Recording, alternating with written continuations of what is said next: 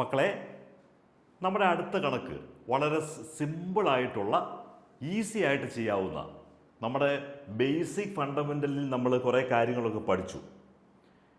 2n+4 minus 2 × 2n divided by 2 × 2n+3. ഇത് simplify ചെയ്യുമ്പോൾ ഇതിൻ്റെ ആൻസർ ഏതാണ്?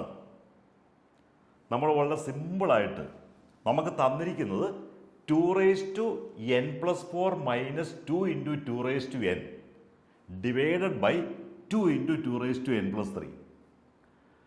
നമ്മളിവിടെ പഠിച്ചിട്ടുള്ള ചില ബേസിക് ഫണ്ടമെൻ്റൽ നമുക്കറിയാം. a⁻m+n നമുക്ക് a⁻m × a⁻n നമുക്ക് ഇങ്ങനെ എഴുതാം. ബേസ് സെയിം ആണെങ്കിൽ പവർ ആഡ് ചെയ്യാം. ഇത് നമ്മൾ പഠിച്ചിട്ടുള്ളതാണ്. അങ്ങനെയാണെങ്കിൽ ഈ 2n+4 നമുക്ക് 2n × 2 എന്ന് എഴുതാം. മൈനസ് 2 × 2n 2 × 2n താഴെ എങ്ങനെ എഴുതാം? 2 × 2n+3 നമുക്ക് 2n × 2 അങ്ങനെ എഴുതാം. ഇനി നമ്മൾ നോക്കിയേ, ഈ 2n ഇവിടെ കോമൺ ആയിട്ട് വരുന്നുണ്ട്. നമുക്ക് ആ 2n വെളിയിലേക്ക് എടുക്കാം. അപ്പോൾ ബ്രാക്കറ്റിൽ ഈ 2⁴ മൈനസ് 2 താഴെ 2n. ഇവിടെ 2n ഉണ്ട്, പിന്നെ 2 ഉണ്ട്, 2³ ഉണ്ട്. അത് നമ്മളിവിടെ എഴുതി, വേറൊന്നും ചെയ്തിട്ടില്ല. ഇവിടെ നമുക്ക് ഈസി ആയിട്ട് 2n ആ ഒരു ഡിസ്റ്റർബൻസ് അങ്ങ് മാറി. നമ്മൾ അതിനു വേണ്ടിയിട്ടായി 2n വെളിയിലെടുത്തുകൊണ്ടിരുന്നത്.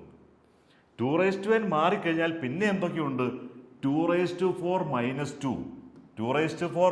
2 ഡിവൈഡഡ് ബൈ 2 × 2³ എന്ന് പറഞ്ഞാൽ എത്രയാ? 2 എന്ന് പറഞ്ഞാൽ 2⁴ എന്നാണ്. അപ്പം 2⁴ + 2⁵ എന്ന് പറയുമ്പോൾ 3 + 1 4 വരും. 2⁴ വന്നു. 2⁴ 16 2 × 2 × 2 × 2 16 - 2/16 അല്ലെങ്കിൽ 14/16 7/8. അപ്പോൾ നമ്മുടെ ആൻസർ എത്രയായിരിക്കും? 7/8. നമുക്ക് ചോയ്സിൽ തന്നിട്ടുണ്ടോ എന്ന് നോക്കിയേ. നമ്മുടെ ചോയ്സിൽ ആൻസർ ഡി ആയിട്ട് തന്നിട്ടുണ്ട്. 7/8 ഈസ് ദി ആൻസർ. സാറിൻ്റെ വീഡിയോ സബ്സ്ക്രൈബ് ചെയ്യണം.